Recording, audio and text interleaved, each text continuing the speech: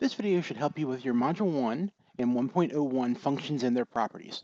We're going to look at a few different properties of functions and go from there.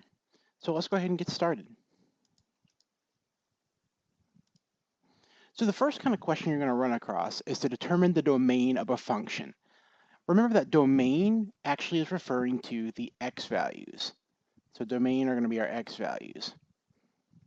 So if you're looking at a graph, for example, this is a horrible graph, but here you got your x-axis and your y-axis.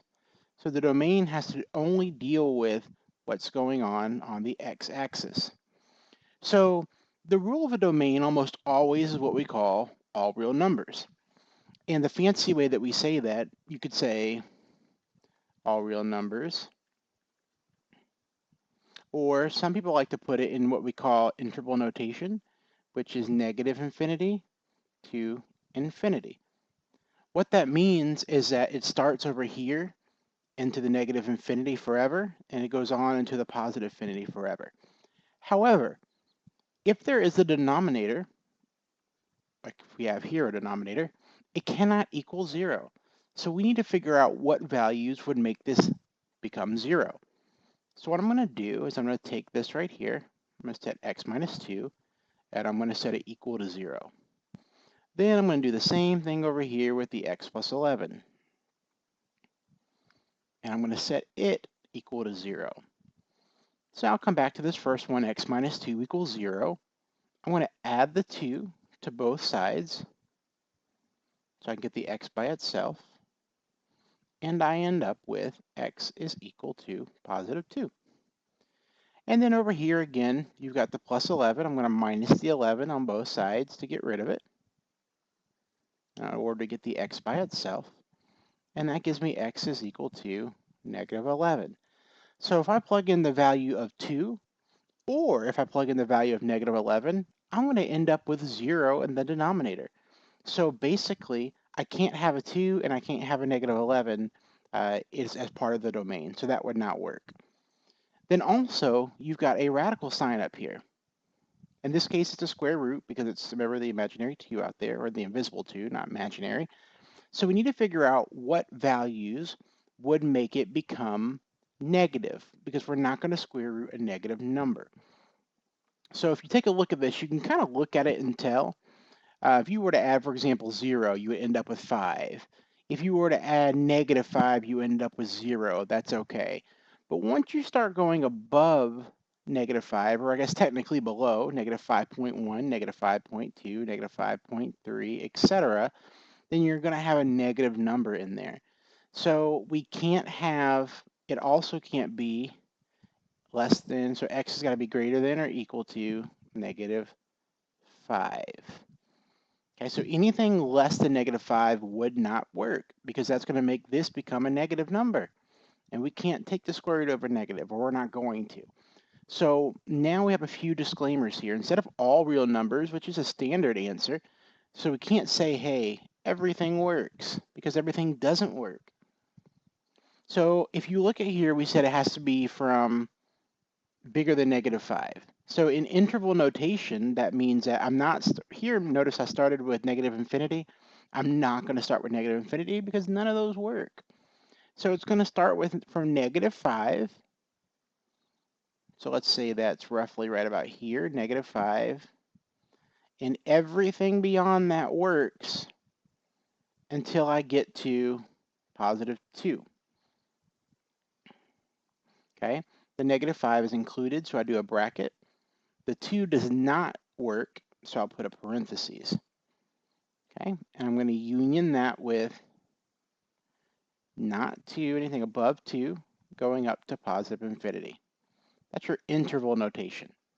But really what you're saying here is all real, oops, that would be really, all real numbers except when x is less than or equal to negative, or less than negative 5, it can be equal to, or 2. Now I also have this negative 11, but I've kind of already talked about that here when the x is less than negative 5. So I kind of already took care of that right there. So the main thing is you're going to set your denominators equal to 0, get those numbers, and then figure out what number is going to cause the radical up top to become a negative. And those numbers would not work either. And that's determining the domain of a function.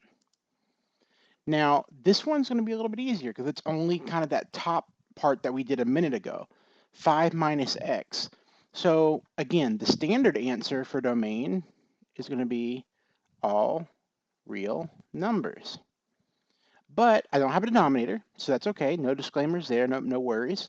But I do have a radical sign, and there is a special rule with radicals, like we just talked about in the last problem. It can't be negative. So I can kind of look at this and say, hey, if I put in a 5, I would get 5 minus 5, which is 0.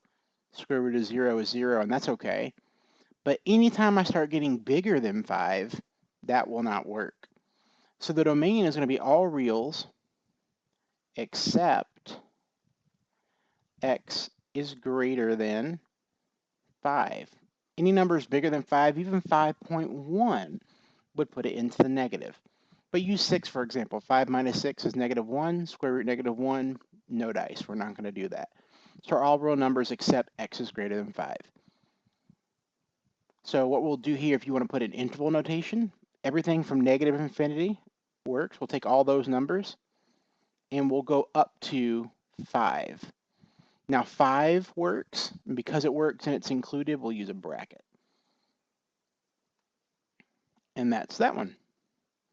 Now the range of a function, like I mentioned earlier, is going to be, we talked about your x and y, your range is going to be your y value, how high or low it goes. What you're going to notice is that this is in what's called vertex form, and you might want to take note of this because it's going to continually come back throughout the first part of this course. Vertex form basically is, we'll leave it a function, and it's x minus h squared plus k.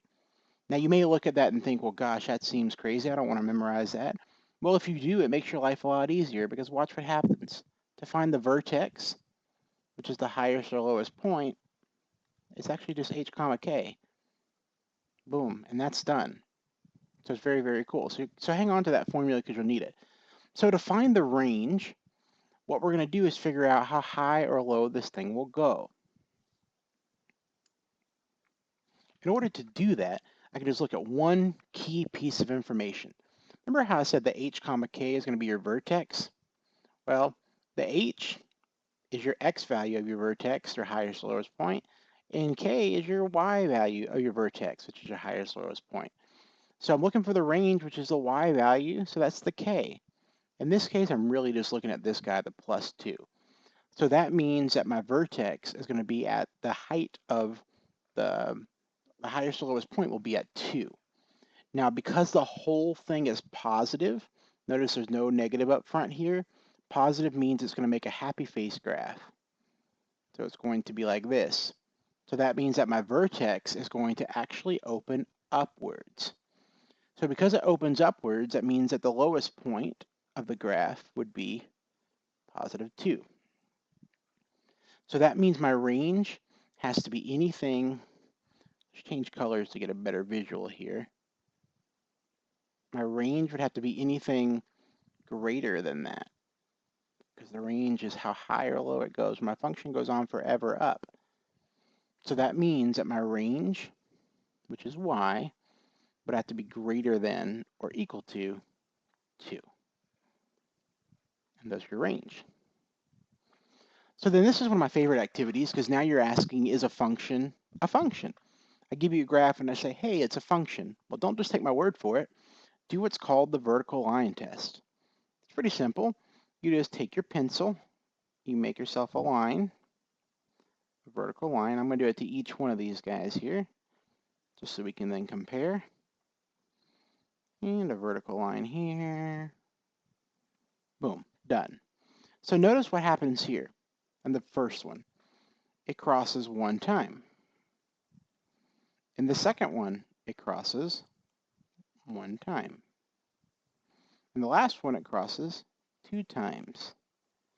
The rule of the vertical line test is that if it crosses just once, then yes, it is a function. If it crosses just once, yes, it's a function. If it crosses more than once, no, it is not a function. So your vertical line test just means that if you put a straight line down it, if it passes more than once, it is not a function. So last kind of question, you're going to have all your assignments an essay response, meaning free response. You'll always need to show your work, justify and explain your answer in order to get full credit. So here's an example of what one might look like in this type of section. Create a function and justify why it's a function. So remember, the rule of function means that each domain has one unique range. So for example, if I were doing a relation, I'm not creating a function, so don't try and use this one.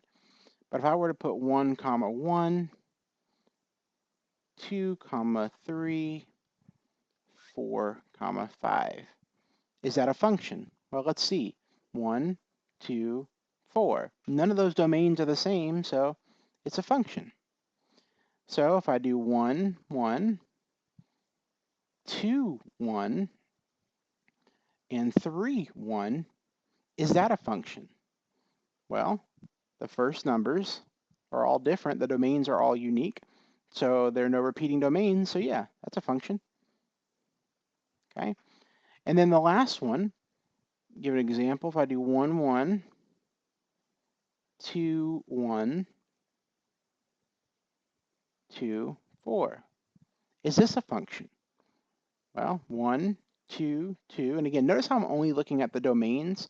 That's what's going to tell us about the function, the domains. So in this case, 1, 2, and 2 are not all different. I have two 2's.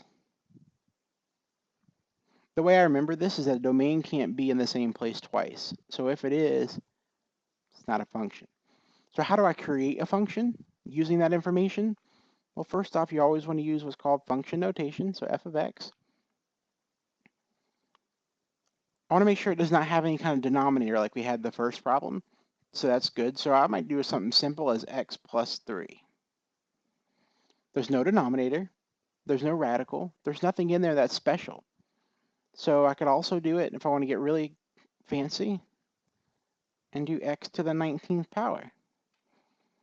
Still, no denominator, no fractions involved, no radicals, nothing that would cause a domain not to exist. So either one of these would be functions, and the reason is because each domain has one unique range.